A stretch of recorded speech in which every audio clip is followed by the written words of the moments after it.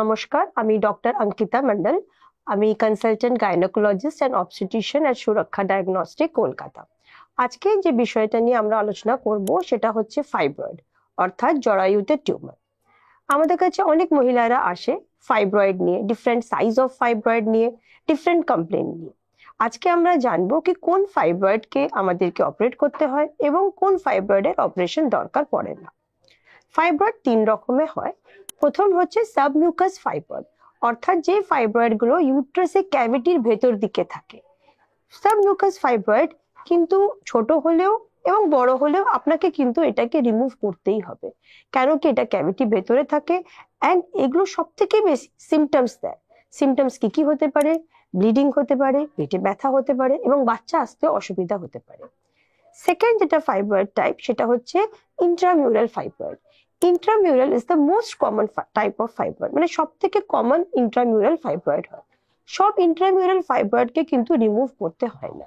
এটা ডিপেন্ড করে ফাইব্রয়েডের সাইজের উপরে। যদি ফাইব্রয়েড আমাদের 4 সেন্টিমিটারের বেশি থাকে এবং বেশি পোর্শন অফ দ্য ফাইব্রয়েড ক্যাভিটির দিকে থাকে, তখন কিন্তু এই ফাইব্রয়েডকেও আমাদেরকে ল্যাপ্রোস্কোপিক মায়োমেক্টমি করে রিমুভ করতে হবে। আরেকটা জিনিস যেটা আমরা দেখি সেটা হচ্ছে সাবসিরাস ফাইব্রয়েড। সাবসিরাস ফাইব্রয়েড ইউজুয়ালি ক্যাভিটি থেকে দূরে থাকে এবং যদি এই ফাইব্রয়েড খুব বড় না হয় তাহলে কিন্তু we can skip this fibroid. That means আমাদের এটাকে যে অপারেট করতে হবে তার কোনো নেসেসিটি থাকে না। কিভাবে আমরা জানবো কি এই ফাইব্রয়েডের সাইজ কি আছে এবং কোন লোকেশনে আছে? সব থেকে আগে আমরা একটা স্ক্যান করে দেখি। আজকালকার দিনে আমরা মেইনলি ট্রান্সভাজাইনাল সোনোগ্রাফি, মানে ভাজাইনা মাধ্যমে একটা স্ক্যান করি, যেটাকে টিভিএস বলা হয়। সেটা দেখে আমরা ফাইব্রয়েডের লোকেশন দেখি। স্পেশালি যদি আমরা 3D টিভিএস করতে পারি তাহলে খুবই ভালো হয়। এটাতে আমাদের সাইজ, তার লোকেশন সবটাই খুব ভালোভাবে জানতে পারি।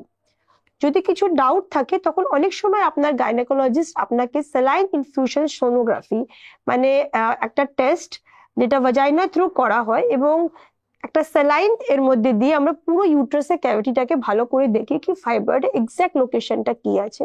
এটা দেখেই আমরা ডিসাইড করি কি এই ফাইব্রয়েডকে অপারেট করতে হবে কিনা। সে কারণে যদি আপনার আল্ট্রাসাউন্ডে, স্পেশালি অ্যাবডোমিনাল আল্ট্রাসাউন্ডে ফাইব্রয়েড ডিটেক্ট হয়েছে, তো আপনাকে ফার্স্ট খুব ভয় খাওয়ার কিছু নেই। আপনি গাইনোকোলজিস্টের কাছে যান এবং ভালো টেস্ট করিয়ে, যেরকম ট্রান্সভাজাইনাল সোনোগ্রাফি করিয়ে এবং স্যালাইন ইনফিউশন সোনোগ্রাফি করিয়ে আপনি জানতে পারবেন কি এই ফাইব্রয়েডকে আপনাকে রিমুভ করতে হবে কিনা। এবার আমরা ডিসকাস করব ফাইব্রয়েডের ট্রিটমেন্ট নিয়ে।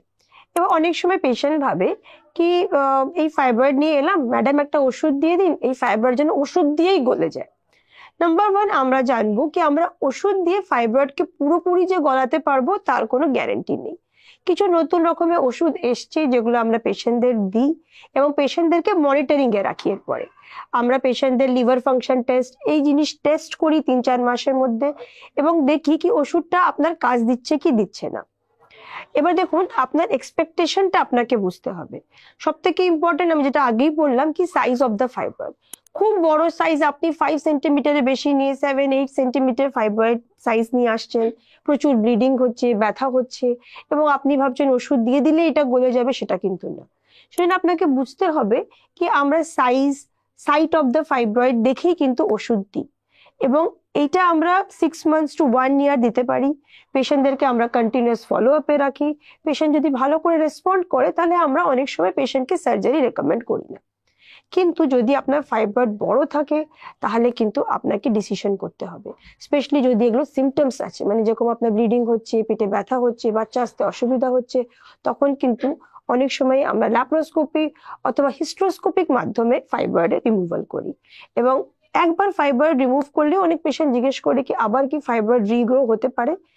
দেখুন, সেটা আমাদেরকে ফলো আপে রাখতে হবে। পেশেন্টকে আমরা 6 months to 1 yearly স্ক্যান করতে বলি এবং অন্য কোনো সিমটমস হলে তাড়াতাড়ি আসতে বলি। সে কারণে আপনাকে ফার্স্ট আপনার ডক্টরের সাথে ডিসকাস করতে হবে কি আমার কি টাইপ অফ ফাইব্রয়েড আছে, কোথায় আছে এবং মেডিসিনসে কি প্রস এন্ড কনস হতে পারে।